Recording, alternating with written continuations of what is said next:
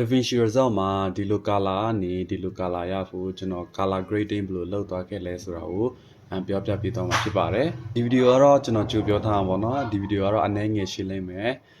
တကယ်စိတ်ဝင်စားတကယ်စိတ်ချတီးခံပြီးတော့တကယ်လစ်လာရှင်တဲ့သူတွေပဲအဆင်ပြေပါလိမ့်မယ်ပေါ့နော်အဲ့ဆိုစလိုက်အောင်လုပ်မယ်ဒီနေ3ဒီ5ဒီ color space transform လုပ်ဖို့ပေါ့နော်ဒါ CST နော်ပေါ့နော်CST input CST output ပေါ့နော်ဒါတော့ကျွန်တော် CST လို့ပဲပြောလိုက်မယ်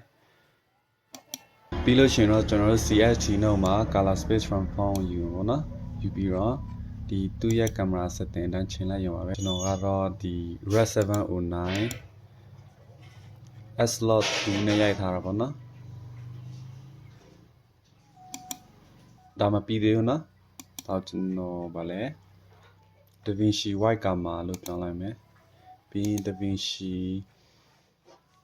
Intermediate ကို Okay အဲ့ဆိုရသွားပြီစင် CST output မှာ color space transform ထည့်မယ်ပြီးရင် DaVinci White Gamma DaVinci Intermediate ထည့်မယ်ပေါ့နော်ပြီးလို့ရှိရင်red 709 Gamma 2.4 ထည့်မယ်ကျွန်တော်ကတော့အဲ့တော့မှအသုံးပြုနေတဲ့အတွက်ကြောင့်ပေါ့နော်ကဲပြီးလို့ရှိရင်ကျွန်တော်တို့ပထမဆုံး name မှာ exposure လို့ရေးလိုက်မှာ exposure ပြီးဒီဒုတိယ note မှာတော့ white balance ဒီတတိယ note မှာတော့window ဒီ note မှာကျတော့ look ပေါ့နော်ဒါပဲအဲ့လောက်ဆိုတော်ပြီပေါ့နော်အဲ့လောက်ဆိုရပြီကြည့်ပုံရမယ်ဆိုရင်တော့mid tone များတော့ဗောနော်ကျွန်တော် mid tone ချော့လိုက်မယ် exposure လည်းနည်းနည်းများတယ်ဗောနော်ချော့လိုက်မယ်ခင်းလည်းများတယ် mid tone နည်းနည်းပြန်တင်လိုက်မယ်နော် mid tone လည်းများတယ် shadow ပဲပြန်တင်လိုက်ဗောနော်နည်းနည်း shadow ပြန်တင်မယ်ဒီလောက်ဆိုရင် simple နော်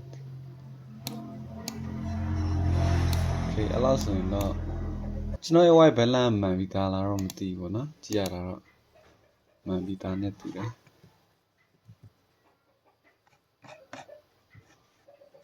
အသားရောင်တော့ skin care တော့မှန်ပြီးသားပဲပေါ့เนาะ white balance တော့ချိန်စမလို့ချိန်လဲရတော့เนาะချိန်စမလို့တော့နောက်ပြီးတော့ကျွန်တော်တို့ဒီကောင်ကို window ထည့်လိုက်မယ် window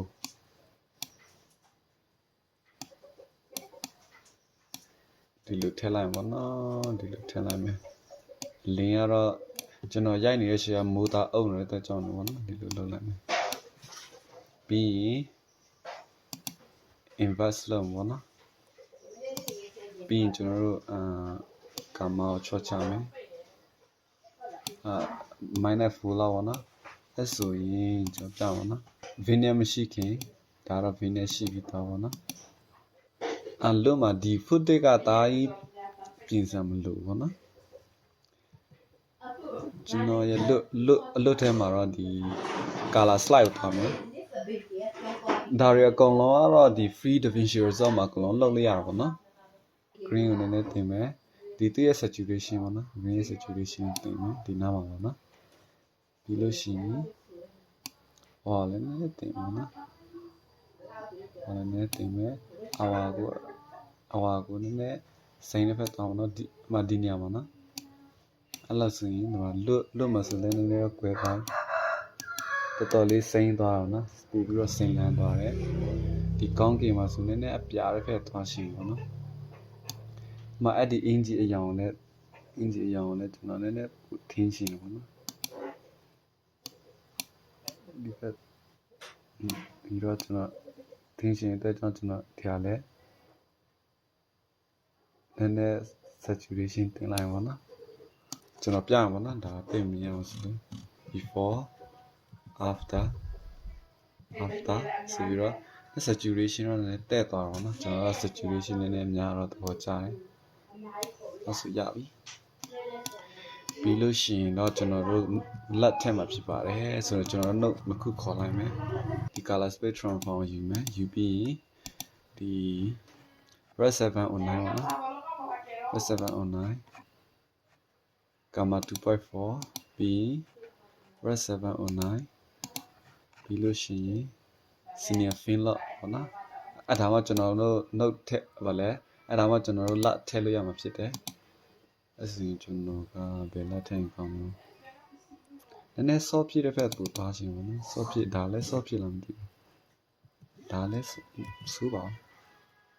ဒါပေမဲ့ကျွန်တော်ဒီကောလုံးမိုက်ပါတော့ fin လာတွေကသူ့ဘာသာသူနဲ့သူတော့မိုက်တယ်ဒါကျွန်တော်လက်ထည့်လိုက်ပါနော်အကုန်လုံး slap ပြီးတော့ကျွန်တော်ဒီတစ်ခုကို slap ပြီးတော့ဒီ create compound ကိုနှိပ်လိုက်ပါနော်အဲဆိုရင်ကျွန်တော်တို့အတူအချော့ကြိုက်တာလုပ်လို့ရတယ်50လောက်ပဲထားရှင်လားပေါ့နော်ကြိုက်တယ်ထားလို့ရတယ်ဒါလည်းတော်တော်မိုက်နေပါနော် highlight တော့နည်းနည်းဖြူနေသေးတယ်ဒီလောက်ဆိုရင်လည်းမစိုးဘူးပေါ့ဗျာပြီးကျွန်တော် highlight နည်းနည်းထပ်ဆွဲရှာရှင်လို့နော်အကြောင်းကျွန်တော်ကဒီကောင်ပဲတွန်းလိုက်မယ် qualify ဒီကျွန်တော်ဒီ saturation နဲ့ Q ပိတ်လိုက်ပါနော်ပိတ်လိုက်မယ်ပြီးရင်ဒီ luminance ကိုပဲကျွန်တော်အဲ့ဆိုရင်အရင်ဆုံး control A ကိုလုပ်လိုက်ပါနော်A လုပ်ပြီး slap ပြီးပါနော်ကောင်းကင်ပဲ slap ပြီးပါနော်အဲ့လောက်ဆိုတော့ကောင်းကင်တော့ slap မိသွားပြီပါနော်ဆိုကျွန်တော်တို့ brief filter တွေထည့်မယ် blur area တွေထည့်မယ်ဒါတော့ကျွန်တော်တော့အရင်တီးစိတ်မသွားတော့ဘူးနော်အဓိကတော့ဒီ dis noise ကိုနည်းနည်းမများဒီ40လောက်ပဲတင်ပြီးပေါ့နော်40ပြီး post filter လည်းနည်းတင်ပြီးမယ်ပြီးခုနကျွန်တော် radio blur လည်းထပ်တင်ပြီးပေါ့နော်အဲ့ဆိုရပြီအဆိုရင်ကျွန်တော်တို့ဒီ qualify ကျွန်တော်တို့ select မှတ်တဲ့ဟာတွေ qualify ဆိုတာဒီကောင်းကင်ပဲ select မှတ်ပေါ့နော်ခုပေါ်နေရရပဲသူ select မှတ်တာပါ select မှတ်ပြီးကျွန်တော် control A ကိုတောင်းမှပြီးဒီ game ကိုတောင်းမှာနော်ပြီးကျွန်တော် game short ချမယ်အဲ့ဆို highlight နည်းနည်းပြန်ပေါ်လာပြီပေါ့နော် short ချမယ်ပြီးလို့ရှိရင်တော့ဒီ highlight ဆိုတဲ့နေရာပေါ့နော် highlight ကိုလည်း touch short ချလိုက်မယ်အဲ့ဆိုရင်တော်တော်လေးတော့ကွာသွားတော့ဗောနော်ဒါကြီးအရင်ကြီးတော့ချလို့မရဘူးနော်ဒီမှာကြည့်ရင်ခုမှပြအောင်နော်တော်တော်လေးကွာသွားတော့ဗောနော်ဒီလိုပုံစံနဲ့ highlight ကိုပြန်ဖော်လို့ရတယ်ဒီတနည်းမှလည်းမကြိုက်ဘူးဆိုရင်ကျွန်တော်နောက်တနည်းပြအောင်ဗောနော် sky လို့ပဲပြလိုက်မယ်နော်တော့ကျွန်တော်နောက်တနည်းပြမယ်နောက်တနည်းကျတော့ window ပေါ့နော်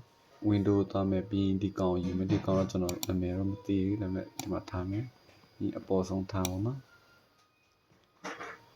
ပြီးကျွန်တော်တို့ဒီမှာကြည့်လိုက်ရတယ်သူဘယ်လောက်ထိယူနေလဲဆိုတော့အဲ့ဒီ control A ကိုနှိပ်ပြီးတော့ကြည့်လိုက်ရအောင်နော်ပြီးကျွန်တော်ဆယ်မယ်ဆယ်မယ်ဒီလောက်ထိဆယ်မယ်နော်အဲ့ဆိုရင်ကျွန်တော် highlight ကိုချော့မယ်ကျွန်တော် gain ကိုချော့မယ် gain ကိုချော့ gain ဆိုတာ highlight ပဲလေနော်နောက်ပြီးကျွန်တော်တို့ highlight ကိုထပ်ချော့မယ်အဲ့ဆိုကျွန်တော်တို့ highlight ပေါ်က information တွေတွေ့ရရင်ပေါ့နော်ကျွန်တော်ပြန်ပြအောင်နော်ဒါဆိုရင် before ဒါဆိုရင် after before after ကျွန်တော်ရဲ့ color grading style ကိုကြိုက်လားတော့မကြိုက်လားတော့မသိဘူးเนาะဒါပေမဲ့ဒီပုံစံနဲ့လည်းအတော်လေးမိုက်တယ်ကဲဒီလောက်ဆိုရင်တော့အဆင်ပြေလောက်မယ်လို့ကျွန်တော်မျှော်လင့်ပါတယ်ပေါ့နော်အဆုံးထိကြည့်ပေးသူတွေအားလုံးကျေးဇူးများတင်ပါတယ်ကိုယ့်ရဲ့ကျွန်တော်ရဲ့ color grading workflow ကိုလည်းတည်သွားလောက်မယ်လို့ထင်ပါတယ်နောက်ထပ်ကိုက frame grain တွေပါတယ်ထပ်ထည့်ရှင်လည်းထပ်ထည့်လို့ရတာပေါ့နော်ဒီနေရာမှာတော့ကျွန်တော်ဒီလောက်ပဲပြပါတော့မယ်နောက်ဗီဒီယိုမှာကိုသိရှင်တဲ့အကြောင်းအရာလေးတွေကိုကျွန်တော်ကိုမေးလို့ရပါတယ်ပေါ့နော်အစဉ်ကျွန်တော်တို့နောက်ဗီဒီယိုမှာပြန်တွေ့ကြမယ်နော်အားလုံးပဲ bye bye